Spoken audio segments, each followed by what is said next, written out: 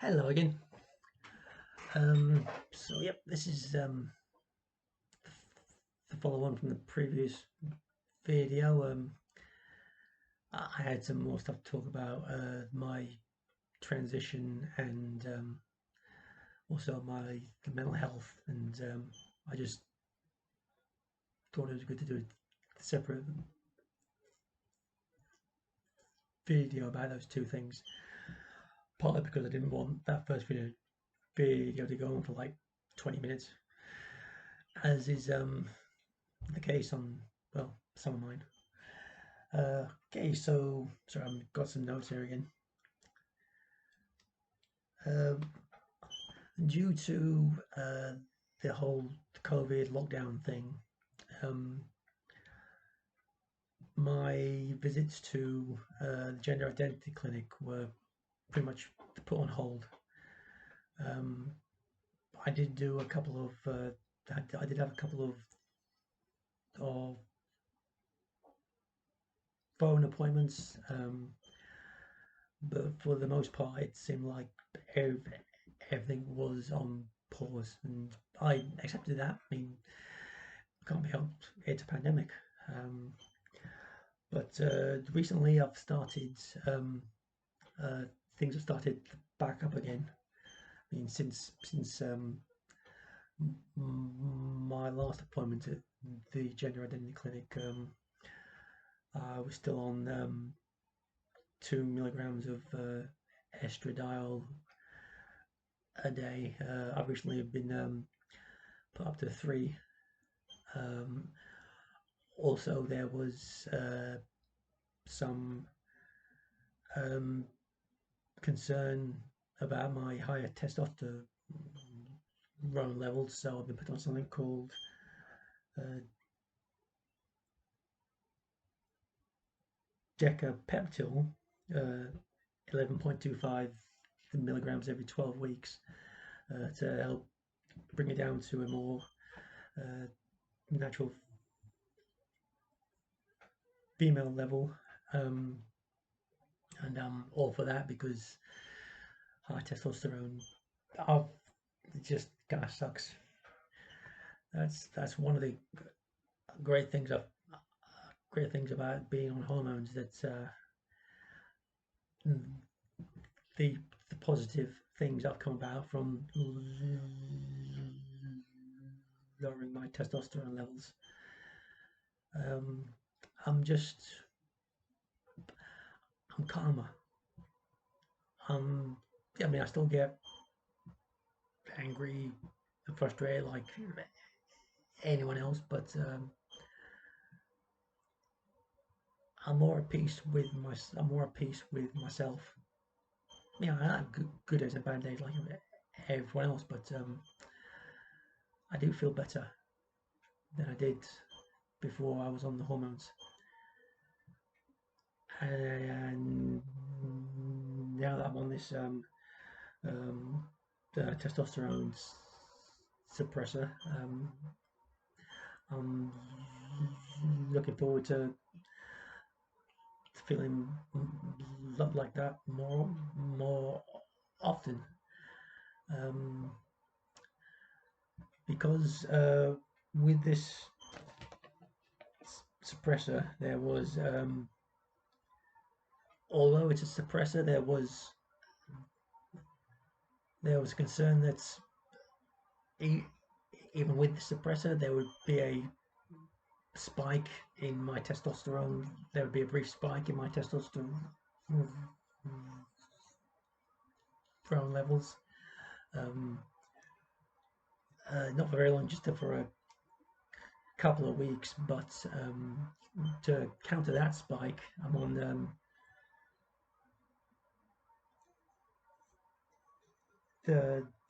cyproterone, cyproterone acetate for the next 2 weeks. Um, and they've stressed this just for 2 weeks, and then I'll be on the suppressor until my genital the surgery. Uh, with regard to genital surgery, I've started to question whether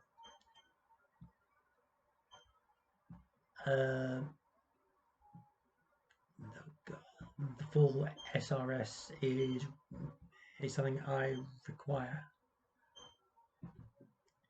You know, I say that I do think I'm better at the lower testosterone levels, so I have no concerns about getting an orchiectomy, but uh,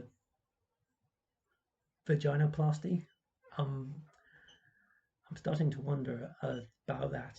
Um, it's something I should actually talk to uh, my doctors about.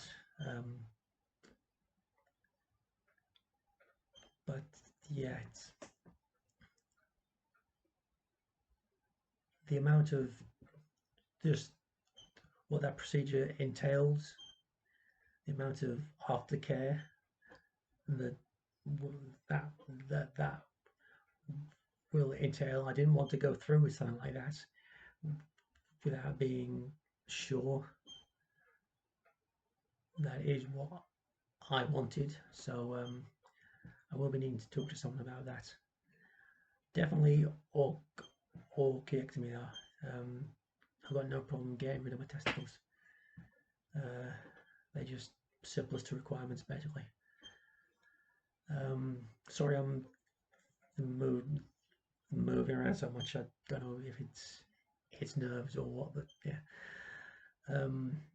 So that's that. Uh, with my mental health, um,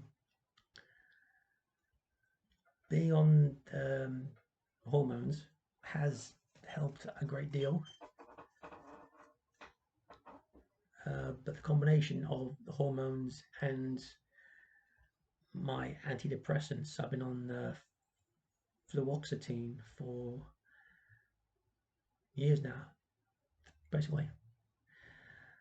Um, at first, I saw it as only a short-term thing, and even until up until recently, that was still the case. But I had a telephone appointment with uh, a local psychiatrist, uh, and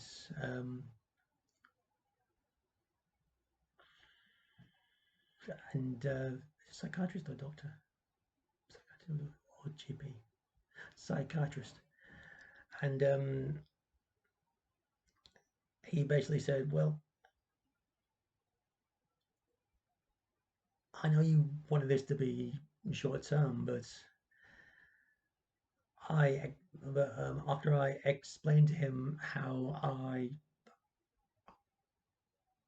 used to feel, how I feel now, he said, surely you don't want to, you know, you don't want to stop just because you've got the good results, don't you want to keep on going?" Um, I was concerned about some kind of dependence on them, but at first anyway, now I see that I'm probably going to be on them for the rest of my life, and that's not actually a bad thing. I used to berate myself and get so angry with myself so often, and it was not pretty. Um, Times as odd as this might sound, I used to shout at myself. Um, since I've been on, that has lessened. Uh, Also, I've had some changes at work which have improved things as well.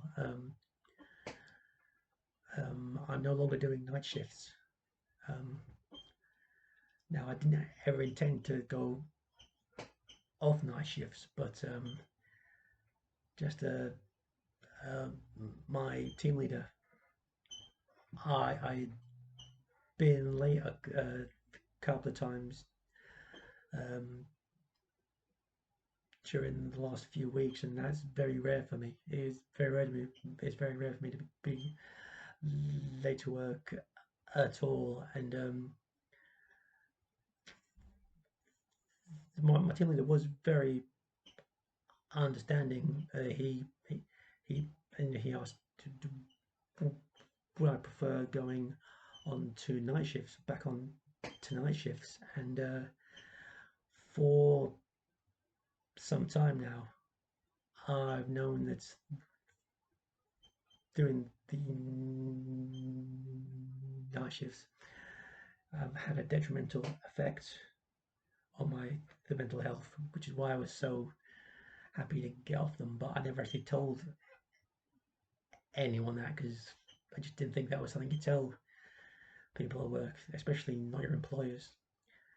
But just in a moments of um, candor, I was quite honest with them about my feelings uh, about work, about working nights, and what they were doing to me. And from that, a meeting was arranged with with him and members of management. And since then, I haven't been on night shifts, and that again has been so beneficial. Um, so I am feeling a lot better within myself. I mean, as I said, as I said in the previous video, as I'm out out and about, I get certain the bodied and palled, all that kind of thing, and it doesn't offend me because I know that it's reacting to what they're seeing. Um, the more time passes, the more I know that I don't have to uh, correspond to what someone thinks of as transgender. Uh, it's more about being comfortable within myself, and that's something I've learned, something I'm still learning, and yeah, I think I'm better for it. I've gone over the 10-minute mark quite a bit. Thanks for sticking with me. Um, um, I can't say for sure when I'll do it